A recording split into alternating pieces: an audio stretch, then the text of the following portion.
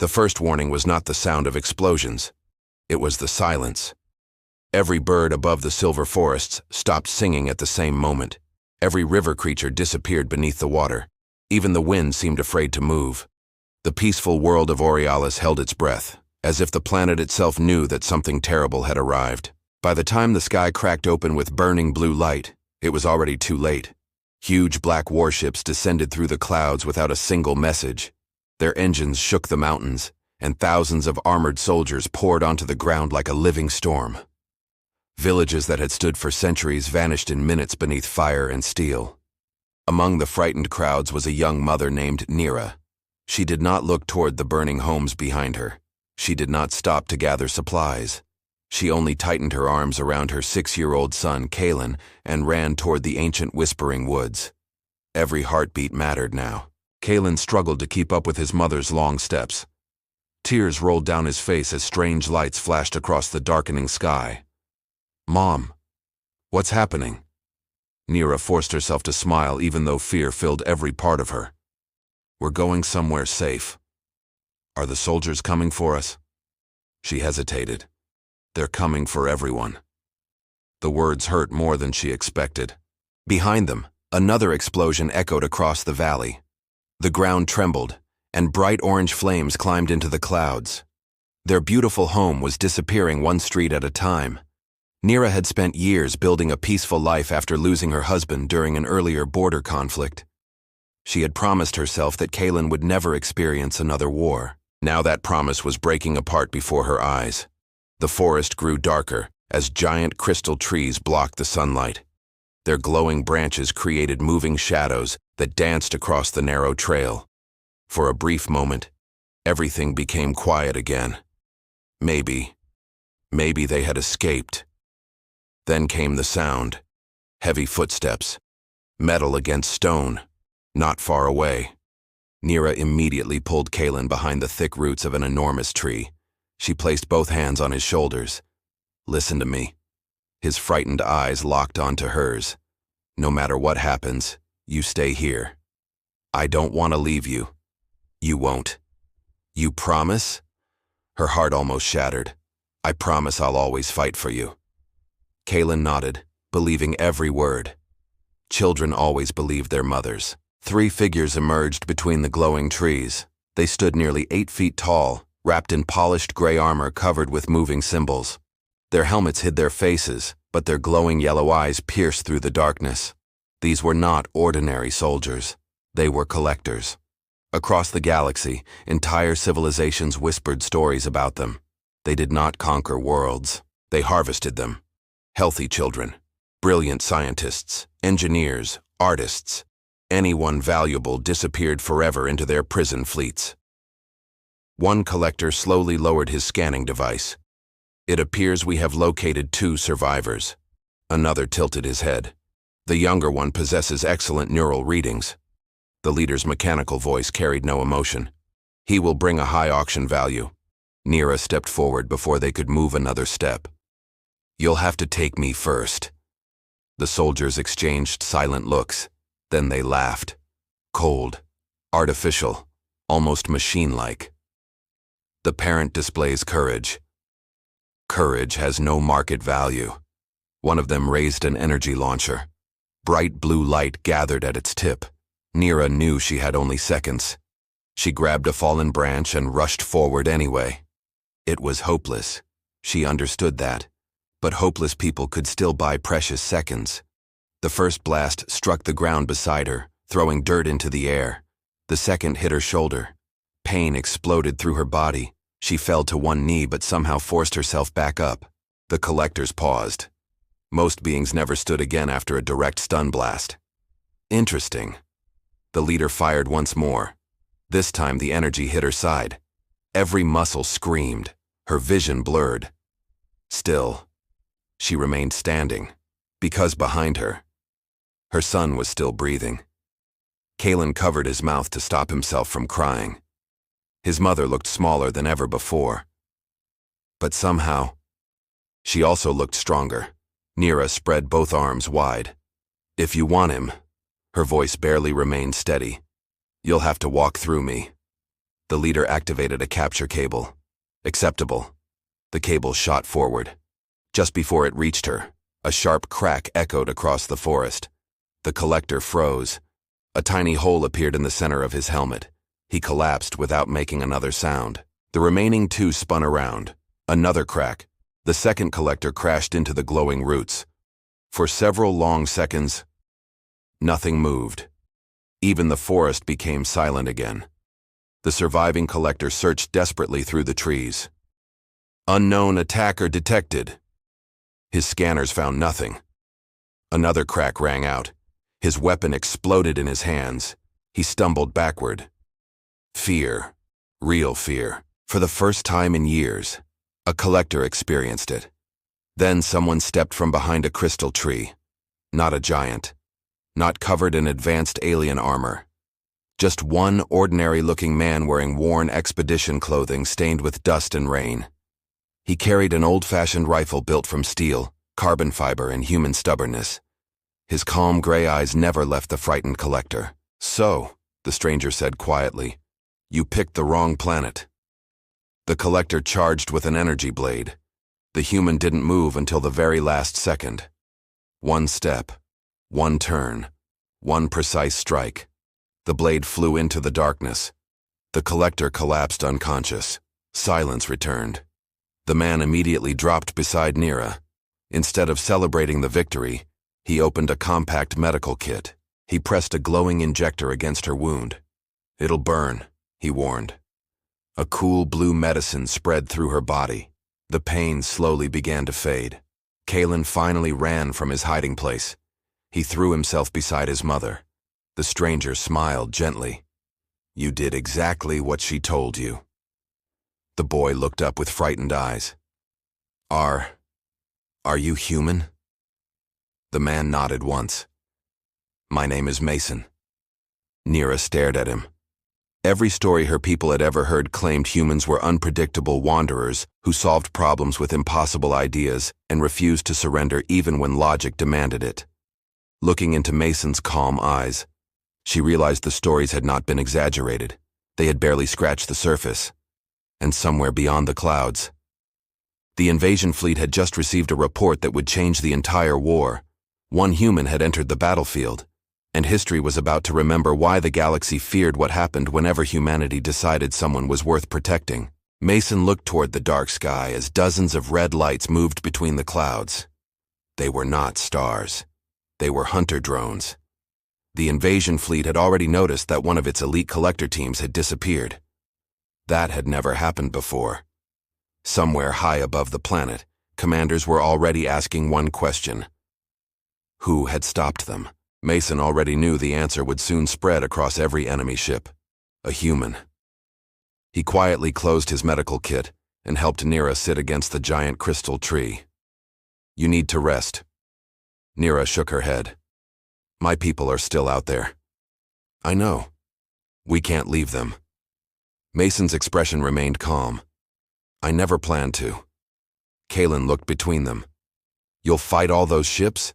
Mason smiled slightly. "No." The boy blinked. "No? I'm going to make them fight themselves." Neither Nira nor Kalen understood what he meant, but Mason had spent most of his life solving impossible problems. He had learned long ago that winning a war was rarely about having the biggest weapon. It was about making the enemy believe the wrong thing. He removed a small metal sphere from his backpack and placed it on the ground. The sphere unfolded into a floating holographic map. Dozens of enemy patrol routes appeared across the forest. Nira stared in disbelief. "You've been watching them." "For weeks." "You knew they were coming?" "I knew someone was." Mason pointed toward several flashing symbols. "The fleet depends on these communication relays. They trust their computers more than their own eyes." "What happens if the computers lie?" A faint smile crossed his face. "They panic." He activated the sphere. Tiny blue signals shot into the air, invisible to ordinary eyes. Within seconds, the enemy network began receiving thousands of false reports. Collector teams suddenly appeared in places where they had never been. Fake explosions erupted across the battlefield.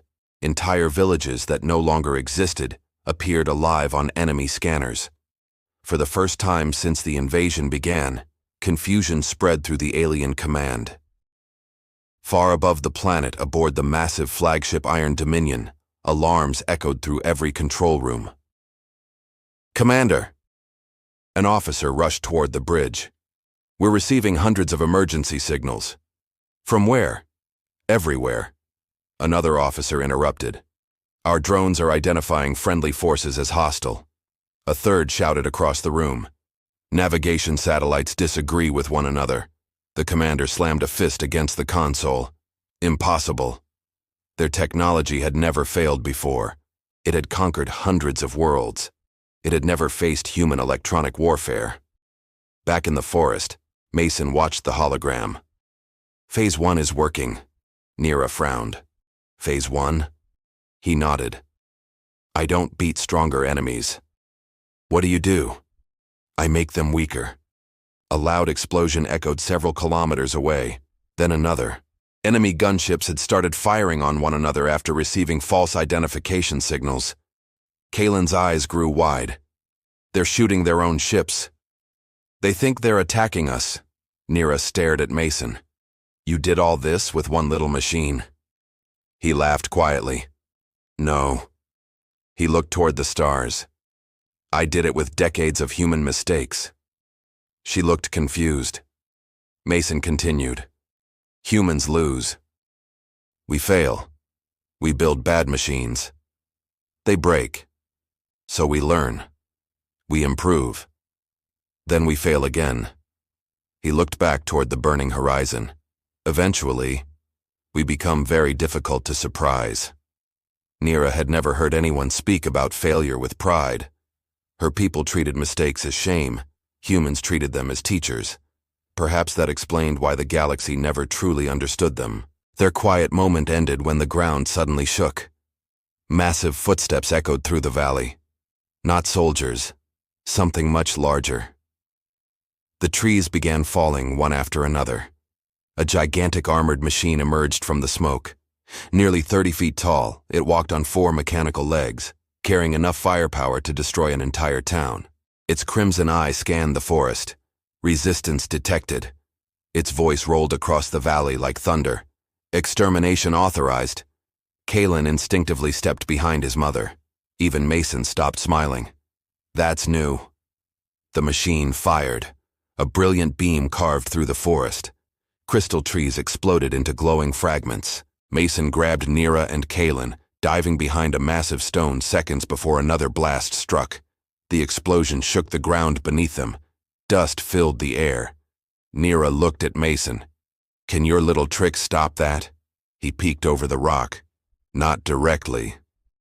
"So what do we do?" He looked at the towering machine. "We improvise." That single word somehow sounded far more dangerous than any weapon. Mason searched his backpack. No rockets. No missiles. No heavy weapons. Kalen looked worried. "Then how?" Mason pulled out a coil of cable, 3 small drones, and what looked like an ordinary toolbox. Nira blinked. "That's all?" "For a human," he answered with a grin. "It's plenty." The machine charged again. Mason launched all 3 drones. Instead of attacking, they flew around the giant walker at incredible speed. The machine immediately locked onto them. Targets acquired. It unleashed a storm of energy blasts. Every shot missed. The drones danced through the air, drawing the walker farther away. "What are they doing?" Nira asked. "They're annoying it." "That's your plan?" "It is now." While the machine chased the tiny drones, Mason sprinted toward a cliff overlooking the valley. He quickly attached the cable to an ancient crystal pillar that towered hundreds of feet above the ground. Nira finally understood. "No." Mason only smiled. "Oh, yes." The walker destroyed the last drone and turned directly toward him. Its giant cannon glowed brighter than the sun. Organic resistance terminated. It fired. Mason jumped. The beam struck the crystal pillar instead. For one terrifying second, nothing happened. Then a deafening crack echoed across the valley. The enormous crystal structure split apart. Thousands of tons of glowing crystal crashed onto the mechanical walker. The machine tried to escape. Too late. The avalanche buried it beneath shattered stone and brilliant blue light. Silence followed. Then the damaged machine emitted one final message. Mission... Static interrupted. He failed. Its red eye faded into darkness. Kalen laughed with relief. You beat it with a rock. Mason chuckled. Technically. He brushed dust from his jacket. Gravity beat it. Nira couldn't help smiling for the first time since the invasion began. Every enemy they had ever faced relied on stronger weapons. Humans looked for better ideas. That difference changed everything, but their victory lasted only a few seconds. The floating hologram suddenly flashed bright red. A new signal appeared above the planet. 1 ship, then 5, then 20. Finally, more than 200 massive warships emerged from hyperspace. Nira's smile vanished. That's impossible. Mason stared silently at the growing fleet. His expression became serious. They've called the Imperial Armada, Kalen whispered. Can we still win? Mason took a slow breath as countless enemy ships blocked out the stars. We're about to find out. And somewhere aboard the largest flagship, the Supreme Warlord finally received the report he had been waiting for. He looked at the image of the lone human and spoke only 5 words. Bring the human to me alive. The stars disappeared. Not because night had fallen, but because hundreds of enormous warships now covered the sky like an endless wall of black steel. Their shadows stretched across mountains, rivers, and forests until daylight itself seemed to surrender. For the first time since the invasion began, silence spread across the battlefield. Even the remaining alien soldiers stopped moving. They had never seen the Imperial Armada deployed against a single survivor. Mason looked upward without fear. He had seen fleets like this before, years ago, during another war, another world, another promise he had failed to keep. He quietly closed his eyes for only a second, not because he was afraid, because he remembered. Thousands of innocent people, a city reduced to ash, friends who had trusted him, children he could not save. That failure had shaped every decision he made afterward. He opened his eyes again. This time, he whispered, I won't be late. Nira watched him carefully. She realized something she had missed before. Mason was not fearless. He simply refused to let fear decide what happened next. That was a very different kind of courage. A loud transmission suddenly echoed across every valley on the planet. The voice was deep, cold, and perfectly controlled. Human identified. You are surrounded. Surrender immediately. You will be granted a painless death. Mason couldn't help laughing. The sound surprised even himself. Kalen looked up. What did they say? They're negotiating.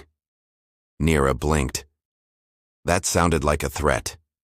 It is, but threats are what frightened people make when they expect resistance. Above them, the largest warship slowly descended through the clouds. Its enormous hull stretched for miles. Thousands of weapon ports rotated toward the planet below. One shot from that vessel could erase an entire continent, yet it did not fire. Instead, another message arrived. You have disrupted Imperial operations on 3 worlds. You destroyed classified military assets. You possess forbidden technology. Surrender. Mason shook his head. They still don't understand. He reached into his backpack. Nira expected another weapon. Instead, he removed an old notebook. The cover was scratched, corners bent, several pages were stained with grease. Kalen frowned. That's just a book. Mason smiled. My most dangerous weapon. The boy looked completely confused. Mason opened it carefully. Inside were hundreds of handwritten notes, drawings, ideas, failed inventions, broken equations, corrections written over corrections. Nothing looked perfect. Everything looked used. Nira slowly understood. You kept every mistake. I keep every lesson. He closed the notebook again. Humans improve because we remember how we failed. Far above, the Imperial commanders watched every movement through powerful scanners. One officer spoke carefully. Supreme Warlord, the human is holding an unknown object. Is it a weapon? No. Then why is he smiling? No one answered, because no one understood humans well enough to predict them. Suddenly, every communication screen aboard the Armada flickered. Static covered every display. Navigation systems rebooted. Internal doors locked themselves. Artificial intelligence cores began issuing contradictory orders. What is happening? Engineers rushed through the command decks. We've been infiltrated. Impossible. No outside signal reached us. Another officer shouted. The attack is coming from inside our own network. The Supreme Warlord stood slowly. His glowing silver eyes narrowed. Find the source. Deep inside the flagship, a tiny maintenance robot rolled quietly through an empty corridor, no larger than a toolbox, ignored by everyone. Its single blue light blinked twice. Then it connected itself to the central network.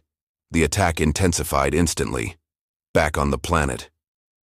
Kalen stared at Mason. You put that robot there? Mason nodded. Almost 7 years ago. Nira nearly stopped breathing. 7 years? I was here long before the invasion. You planned this? I prepared. He looked toward the burning horizon. There's a difference. The Armada had believed no one knew they would attack Aurealis. But Mason had discovered strange gravitational patterns years earlier. He hadn't known who would come, only that someone eventually would. So he had waited. Patiently, quietly, building shelters, hiding supplies, mapping every valley, learning every river, planting hundreds of tiny machines across the planet. Not because he wanted war, because he hoped preparation would save lives. Now every one of those hidden systems awakened. Across forests, deserts, oceans, and mountains, small beacons rose from beneath the ground. Thousands of blue lights shone into the sky. The Armada instantly detected them. Unknown energy signatures. Target them. Hundreds of orbital cannons fired together. Blue beams struck the surface, but every beacon had already completed its purpose. The entire planet suddenly disappeared. Not physically, electronically. Every sensor aboard the Imperial fleet went blind. Their scanners showed empty space. According to every computer, the planet no longer existed. Confusion erupted. Where did it go? Impossible. Our telescopes cannot see it. Navigation confirms empty orbit. It was here seconds ago. The Supreme Warlord clenched his fists. A planet cannot disappear. One elderly scientist spoke quietly. No, it cannot. Unless someone convinced every machine that it already had. Silence filled the bridge. One word slowly spread from officer to officer. Human. Not with hatred. With disbelief. Back in the forest, Kalen laughed louder than he had since the invasion began. They lost an entire planet. Mason grinned. They're looking exactly where they think it should be. But they forgot to use their own eyes. Nira looked toward the sky. For generations, her people had feared human unpredictability. Now she understood why. Humanity's greatest strength had never been stronger ships or bigger guns. It was imagination, the willingness to ask one impossible question. What if everyone else is wrong? That single question had defeated fleets, won wars, saved civilizations. But before anyone could celebrate, the ground beneath them suddenly trembled. Once, twice, then again. Mason's smile disappeared. He slowly turned toward the northern mountains. The hidden seismic sensors were reporting something impossible, something enormous, something that had been asleep beneath Aurealis for thousands of years. The Imperial bombardment had awakened it. A mountain split open. Ancient stone collapsed into the valley. A colossal shape slowly rose from the darkness below. Its body was larger than any warship. Its glowing eyes opened for the first time in 10,000 years. Even the Imperial Armada stopped firing, because every civilization in the galaxy believed this creature was only a legend. They were wrong. Mason stared at the awakening giant and quietly whispered, "I was hoping you'd stay asleep." The creature turned its ancient gaze toward both the invading fleet and the tiny group of survivors standing below. Its voice rolled across the planet like thunder. Who has disturbed my world?